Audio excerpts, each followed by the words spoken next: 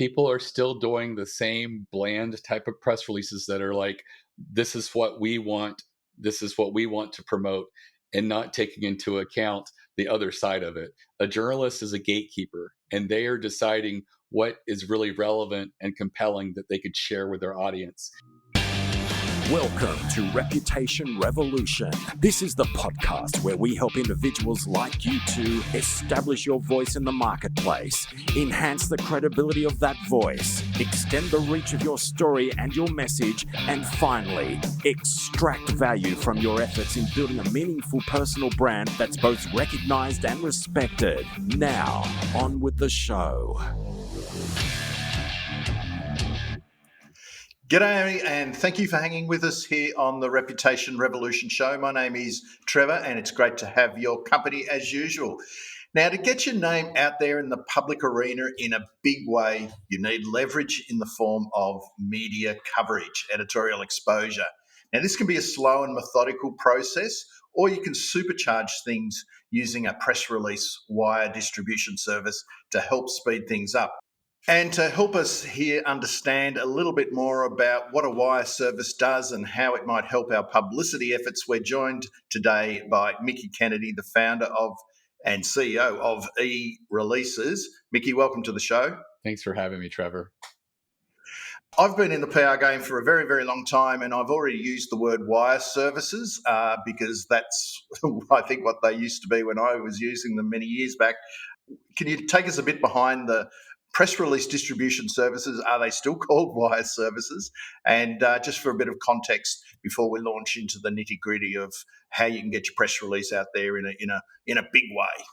Right. So wire service is still used in the U.S. There's 3 wires that service the domestic market: Business Wire, PR Newswire, and Globe Newswire.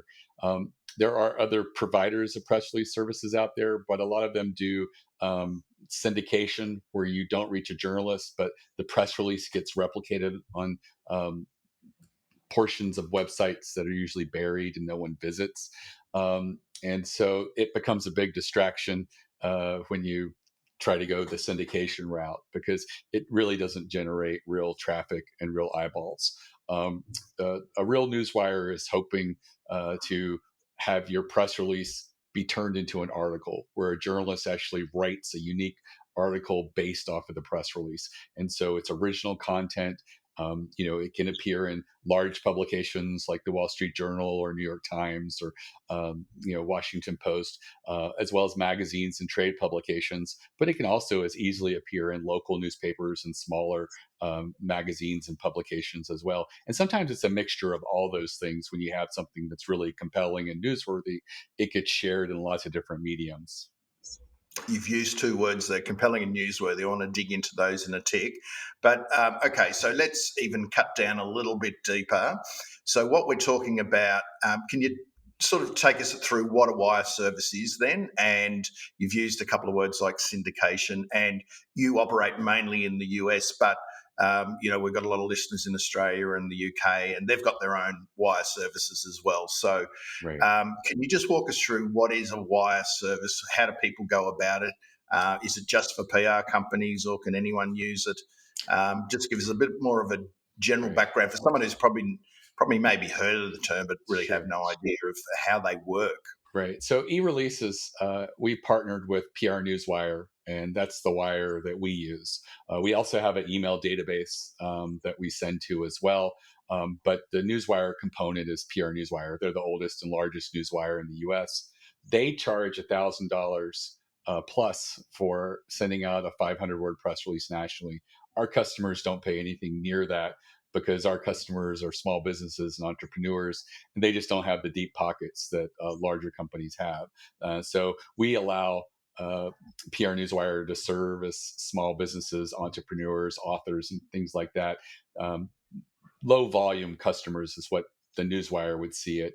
And it's people that generally are looking to spend, under $1,000 a year, maybe doing 2 or 3 press releases, where their salespeople are working with Fortune 500 customers and people who are routinely spending $40,000, $50,000 or more a year in newswire distributions and translations and all the bells and whistles that the newswire offers.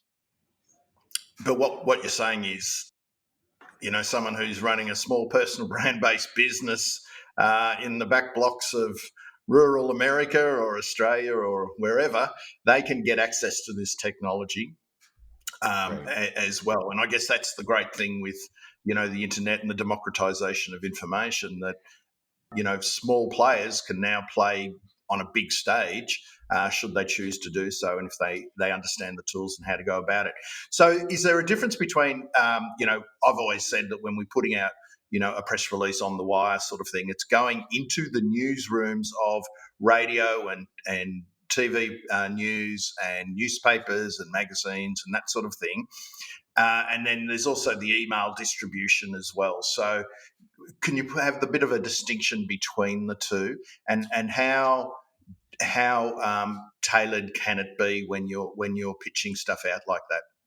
Right. So the newswire it used to be sort of like broadcast satellite, almost like teletype system broadcasting, and it's changed. It used to be it migrated to going into the intranet of newsrooms, and now it's mostly delivered through the internet.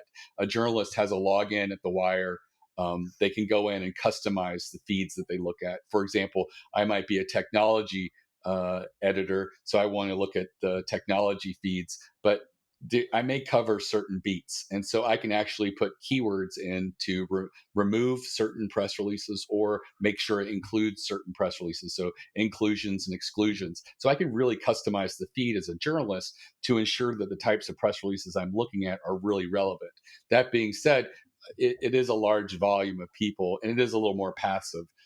When you actually email a journalist that you have a relationship with or who has signed up, for your service, like e-releases, then it's more, they know where the source is coming from, and they're more likely to browse. I think that the email distribution is a little bit superior to the newswire. But that being said, the newswire is a huge leverage opportunity. We did a Yeah. press release early in the pandemic that generated over 150 articles. All the major Wow. publications picked it up. Wall Street Journal, New York Times. It generated more than $10 million in revenue. One press release, 150 Wow. articles. Oh, So well, great that one was, ROI. yeah. So I always challenge people. They're like, tell me what's the difference between PR and just advertising. And I'm like, find me any ad that you spent under $300 on and you generated over $10 million in revenue. It just doesn't exist. And that is the wide extreme example of what could happen if you are extremely newsworthy and extremely relevant.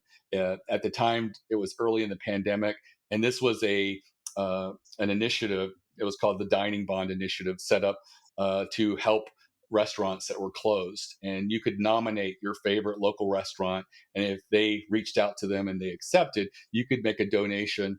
It would go directly to the restaurant, and they would be able to use it and be backed by a sort of like a gift certificate type system. So it was something that was actionable and positive when there was so much negative news, and I think that's Yep. why it did so well.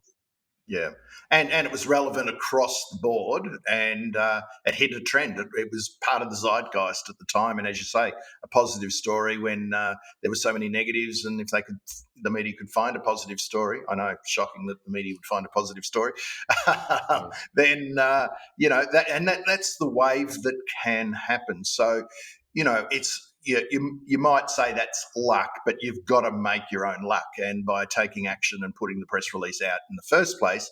And I guess that's I don't want to say the word crapshoot because it should never be a crapshoot, but it's there is a little bit of luck involved that you're getting picked up.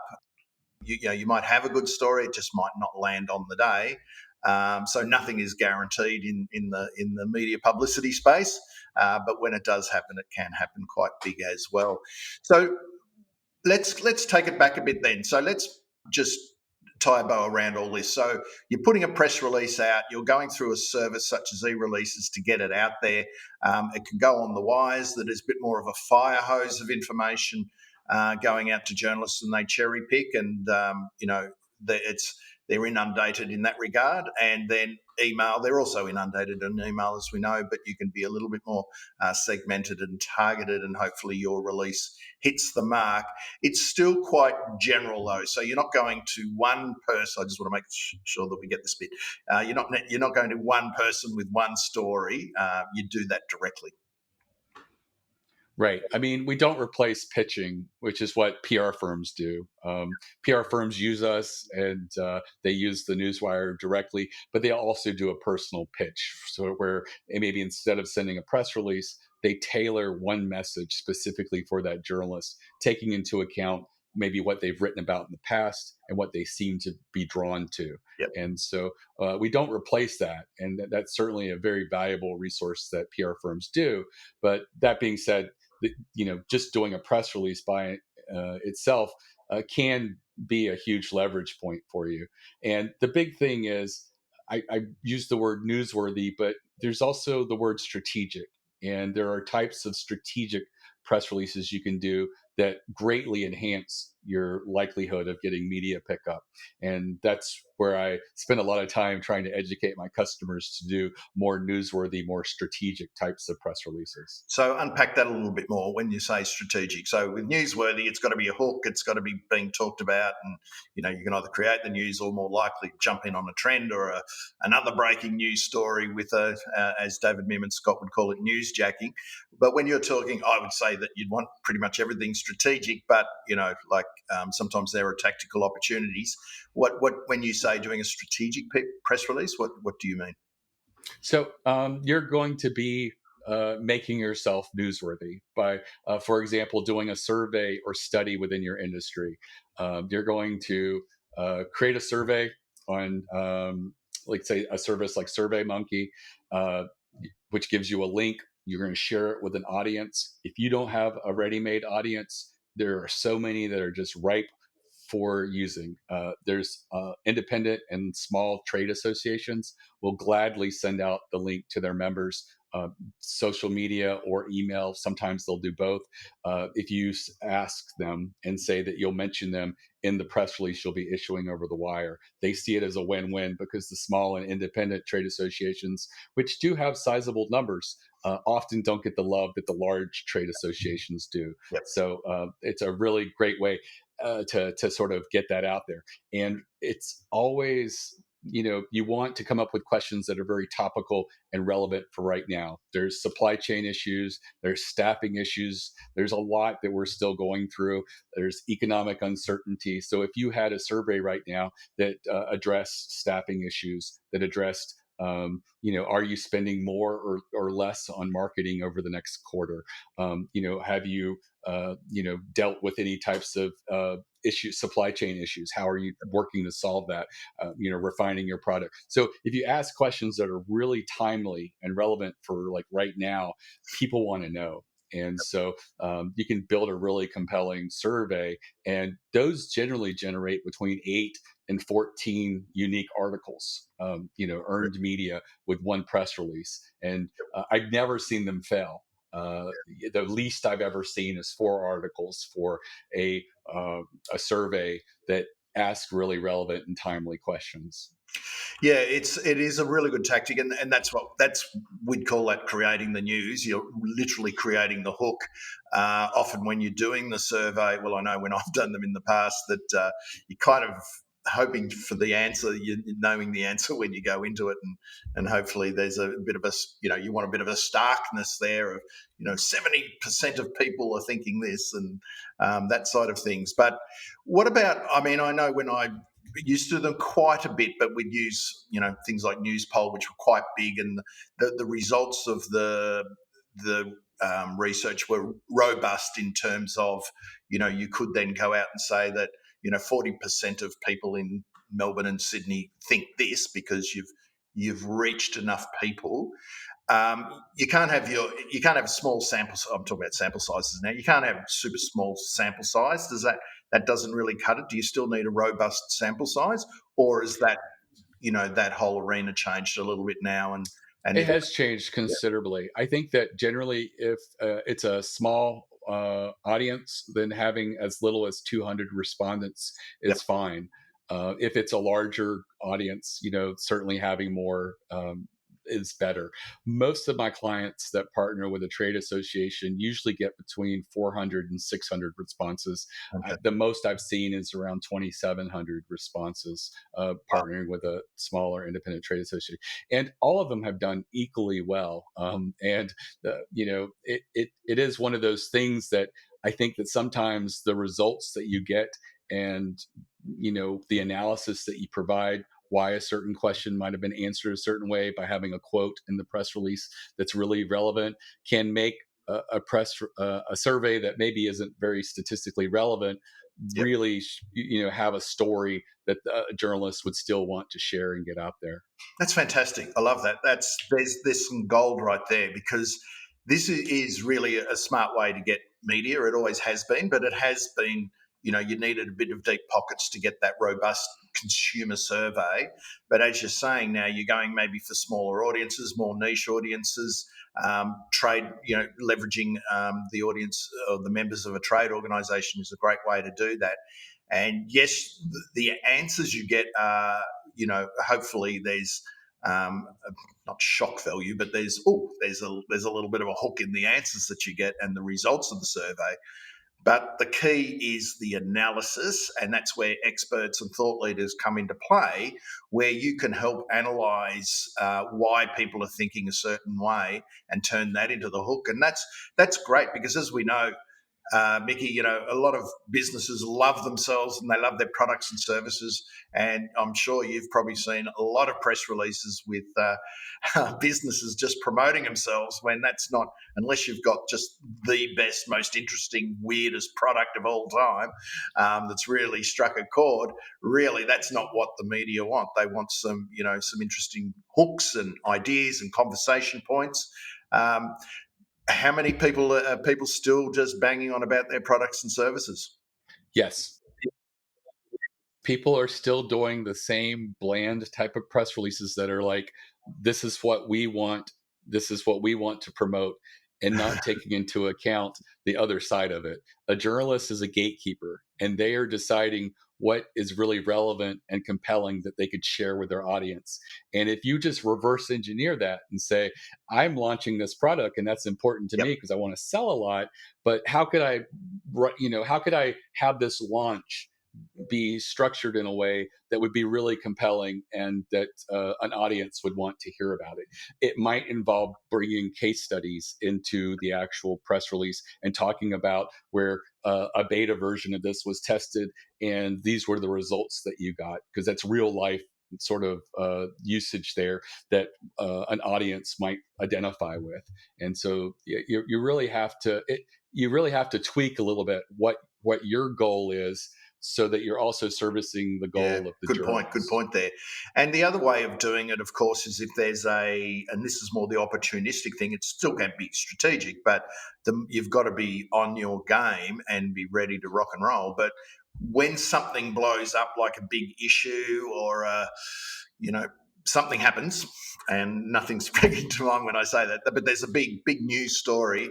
It could be a takeover. It could be a takeover in business circles, and you're in that industry and you've got a comment on it. You can jump in and get the story out really quickly. And I guess that's where press release distribution services are great, because they can get it out instantly. The moment you press that button, it goes out to potentially hundreds, if not thousands, of journalists and researchers and producers. Which is terrific and scary in equal measure.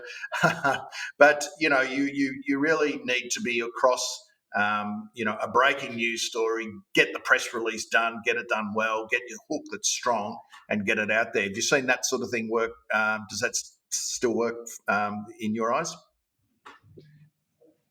It does, but it is very hard to make it work as a strategy, an ongoing strategy, because if you're at the front of something that's timely and you get out there, you probably will get some pickup. But newsjacking is one of these things where everybody sort of piles on and just adds to the same fire hose of information that's out there. So it's very hard to stand out and the likelihood of one person getting any major coverage is going to be extremely low. That being said, there are opportunities for people if there's a something that's really trended in your industry and people are really still talking about it. If you have a contrarian viewpoint, that you stand a much higher chance of getting media pickup, because a journalist by definition wants to be fair-sided and objective, and they want to cover both sides. But on many hot button issues, they're only covering one side, and it's only because there's no one out there putting their hand up saying, I've got a different viewpoint, and here's what I have to say. I tell people that if you can uh, deal with a topic that's really timely in a contrarian way that doesn't alienate your customer base, that's a huge opportunity. You want to come across as the friendly jerk, but you want to also be rational. And, for example, there's so much environmental stuff, everybody going green, we should all go electric cars. But if you were a contrarian saying, hey, not so fast, the mining for these minerals that make up batteries is very environmentally hazardous. The labor conditions is terrible, and we haven't decided what we're going to do with all these batteries at the end of their life. Are we just creating another landfill problem down the road? And that's a way in which, whenever anyone does cover environmental and pro electric car type things, they might insert you just to have a contrarian viewpoint, a sort of a con that's out there. And I think that works better than just going along Yeah, with what really good everyone point, else Mickie. says. And I think the thing there too is just because you're contrarian doesn't mean you're being controversial as well. Could be controversial, but Right. as we know, controversy works. But there's no point being controversial for controversy's sake. But yeah, being contrarian or having a different point of view, which sets up a bit of drama as well. And journalists like a bit of toing and froing and a bit of drama as well. So that can work as well. And you're right about the newsjacking thing. And that's a more recent term, but it's been going on for many years. It's just that now that it breaks, and it breaks quickly, and you've now got more tools to be able to insert yourself into a bigger news conversation. But it is opportunistic. You've got to be on your game and ready to move really, really quickly. And those that move quickly can do it well, but those that move quickly who already have a name, they're probably going to be at the top of the pile. So it can be a good strategy, but it's a tough game to play, and it will depend on your industry, as you said. So let's then dig into what makes a good press release. I've run PR agencies. I've read 1 million press releases over the journey. I've written probably 2 million. That's exaggerating, but I've written a lot. But I come from a news background, so I kind of knew, how to write that.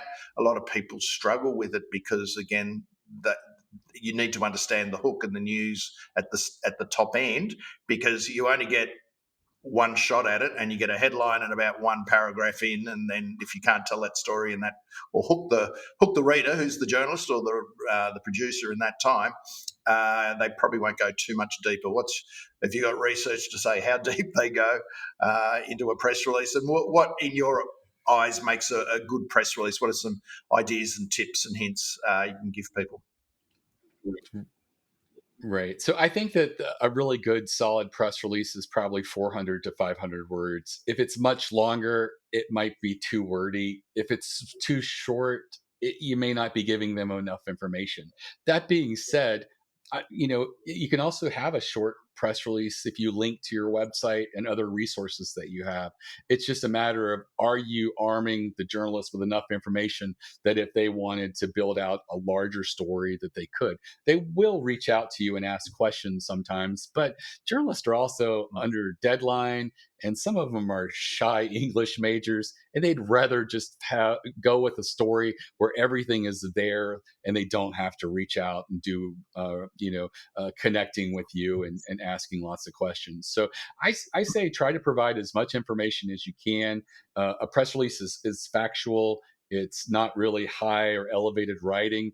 If you are looking to be creative, the quote is a really great place to be creative, because a lot of times I've seen people preserved in an article because the quote was so compelling that a managing editor wouldn't cut them out. Would, and if you are a small company and you're mentioned in a story, a journalist may, a managing editor or a supervisor or somebody might cut you out just because they're like, I've never heard of this company. Why bother mentioning them? But if it's a really compelling quote, that person's going to say, oh, I understand why they're here. If we took that quote out of the article, there would be a loss. And so that creative energy, whether it's being very active or just creative or just saying something in a way that just rolls off your tongue and onto the written page in a way that's compelling, can really make a huge difference to someone. Press releases buying in themselves are not high art or great writing, but you do want to provide the resources and tools for a journalist to be able to build that story. And for the reasons that we've mentioned about the competition of press releases, your headline is Yep. the most important part of your press release. And I see people often use puns, and they're writing the headlines as if it's a consumer reading it. And you're doing yourself a disservice, because a busy journalist won't click through to see if the story is relevant if it's just a quirky or pun headline. They're looking for facts, and they will write, or someone else at the publication will write the puns, and you're going to stick to the facts and try to really anchor the story and why your Yeah, announcement yeah. mattered. Headlines. That's spend a lot of time crafting the headline because it's so important. And is it telling the story, and will it grab the journalist? And I think there is the tendency, not tendency, but some people think, oh, if I get creative, it will stand out. And hey, you might get lucky, but sometimes being creative in your mind is not creative in the journalist's mind, and it's too cute. You don't want to be too cute, and you've got to weigh up between often a headline that might be a little more bland but will be hard hitting versus one that's a bit too cute.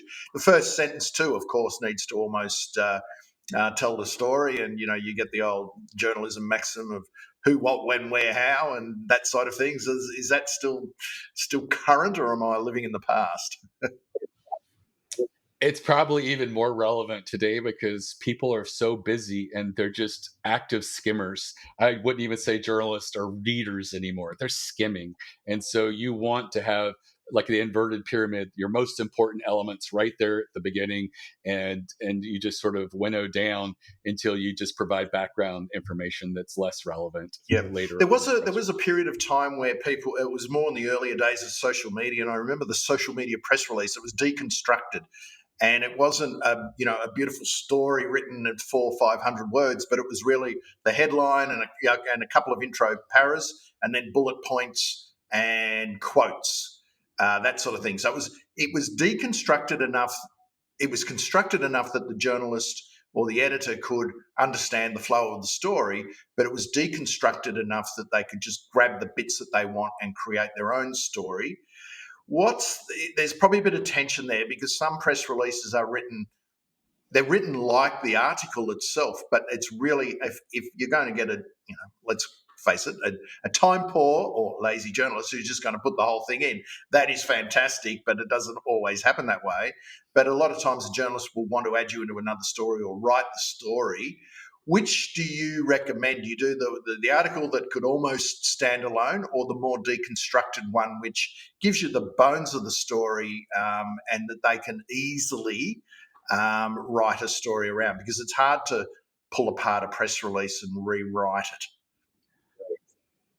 Right. So I would go with the deconstructed route. The larger publications and the most important ones, and a lot of trade publications, will insist that everything that appears in their Yep. publication is their copyright. And because the content you're providing as a written article, it might be replicated by several people. It gets into a space that they're not comfortable with. And there's the idea of licensing content and stuff like that. So I say that, and what I found is that the people that generally work with these feature articles that are already written is mostly your smaller Yep. daily newspapers and publications like that, which is still a good audience, but they like the ready-made articles because it's less work and effort for them. And I find that the larger and most important publications are Yep, less likely yep. to use those. And so I'll just deconstruct the deconstruction a bit for those people who have never written a press release before. But it's really rather than write a fully blown story that reads well and that whole, that could insert straight into a newspaper, for example.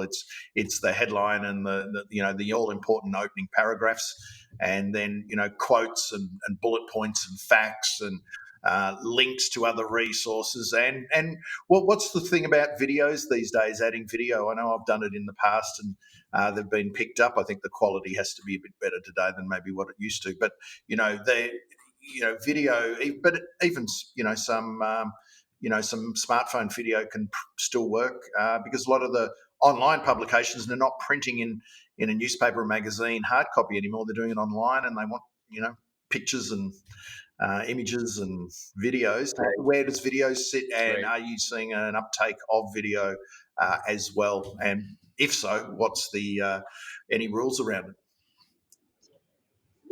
So I'm not seeing a lot of video uptick usage. I am seeing a lot of images. So a lot of your online publications, if they're choosing to write an article where there's no images provided, and and that means that if they are going to incorporate images, they'll have to use their own uh, database of clip art or something else, or it's an article or a press release that has images, photos, things like that. They're more likely to use the one Yep. with photos.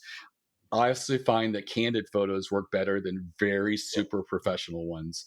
The ones that, for example, might show your product real use by a real consumer works better than having a paid actor or actress where it does have the appearance of being like perhaps clip art almost. And so I think that that works really well.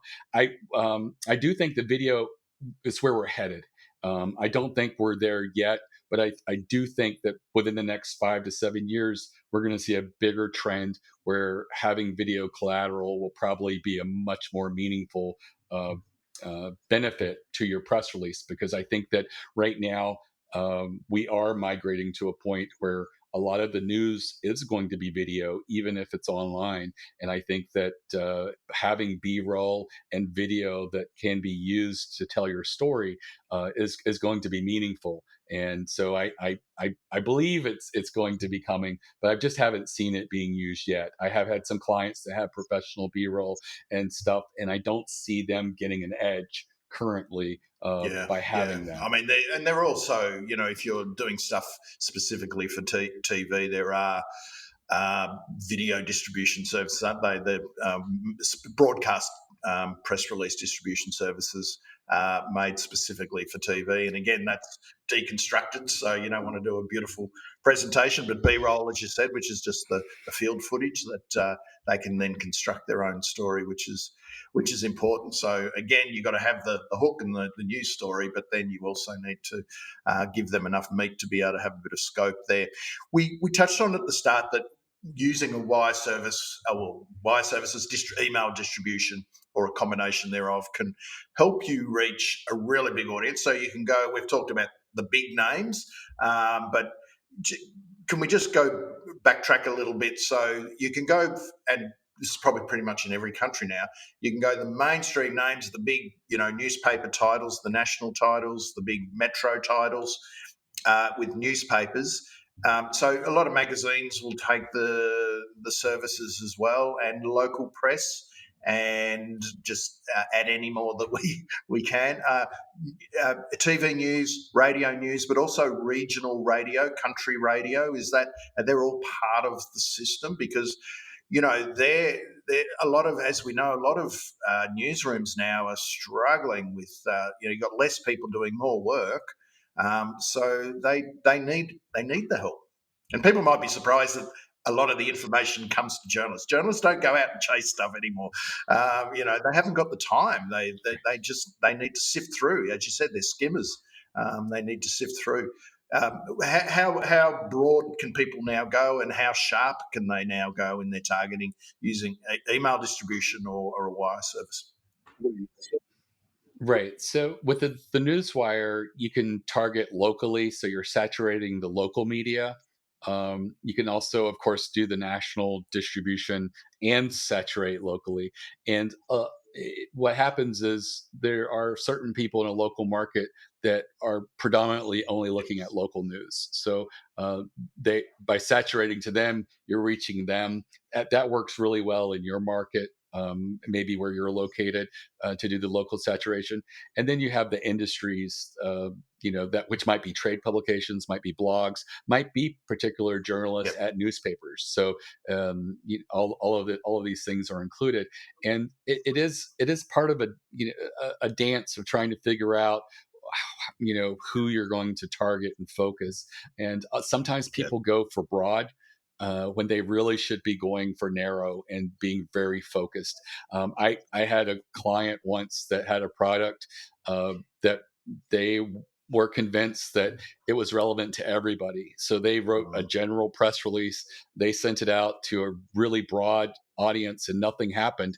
And I went back to them and said, I really think you should target the golf market. I think this product is really geared for them and would do really well. And he said, yeah, but there's less than 30 Mm. golf publications. And I said, well, we just sent the press release to 20,000 people and none of them ran it. What if a few of these small golf publications ran it? We sent it Yeah. out and 7 golf publications picked it up. They sold out of the product just with the 7 publications. So yeah, it's often not quantity; it's the quality. Where's Yeah, the and best so fit? that's the dance you've got to play. Is that, and again, we mentioned earlier in the interview that you can go one by one, which is rifle shot. Email is a bit more. You could say shotgun, but then you can have a shotgun that's really aimed as well. And so whether it is through golf or I guess there's broad news generally. Then there's sort of business news, tech news, big category news, sport, and then there's more industry, the major industries as well. So, there is a bit to play with in terms of tightening up and tightening up. And the tighter you go, the tighter you can be with your press release, the more relevant you're going to be to the audience, and the greater the chance of cutting through. I mean, that's kind of like the rule of thumb. You mentioned earlier about local news. If it's local within a region, or a state, you need, obviously to be able to highlight your local news angle as well. So there is a little bit to think about, isn't there, when it comes to doing this? What are there any sort of examples of, I guess, authors doing it, or solopreneurs who have come up with a great angle and pitched it out, and it's kind of taken, or not necessarily gone massive. But as you said, I like, the golf one is a great example of, you go out to 30 titles, you get 7 and you sell out of your product. But, people who have got a more advisory or consultants or authors or thought leaders, anything spring to mind there? Right. Yeah, so we have an author who's done really well, self-published. She's, I think, now done about 10 titles, and she's built a community, and PR is part of her effort, and she does get pickup. And I think that the fact that she has built her own social community in tangent with doing PR has been really effective for her. It sort of feeds off of each other. We often will work with lots of people who are just doing something that's newsworthy as an entrepreneur, and they do get picked up. Journalists like to be seen as curators. They like to find little hidden, discoverable companies and businesses, and they prefer that than profiling a large company. Microsoft can afford to advertise its products and services, so they're less likely to, promote Microsoft, but they would be much more willing to perhaps focus or spotlight on a smaller company with their offering and how they're Yep, differentiated in the yep. marketplace. And again, there's the more product based stuff, and then there's the more media commentary side as well. So again, there's subsets within subsets. And the last thing I wanted to talk about, Mickie, is the costs involved. What sort of costs are involved? obviously the more you go out and the broader the reach, the more expensive, and ironically, maybe the less chance of getting picked up. So there's a little bit of irony there. But what's the score there? Because it's not as if you're putting them out every day either. You might Right. set So a we offer plan. we offer a, we offer a new customer special that's $269 for one press release, and you're able to later upgrade to a package of those. So it's pretty affordable. You can do 3 releases for under $1,000. I do tell anybody who's considering press releases to try to commit to a proper PR campaign of 6 to 8 releases. Whether you're going to do it in 6 months or take 18 months to do it, it doesn't matter. But do try to do varied different approaches and see if one of them might not work very well for you. And I have a free masterclass that I put together for my customers that I'll make available for your audience as well, if they want to take an audit and determine what strategic, newsworthy types of press releases they could be doing about their business, or even themselves if they're an author or a professional.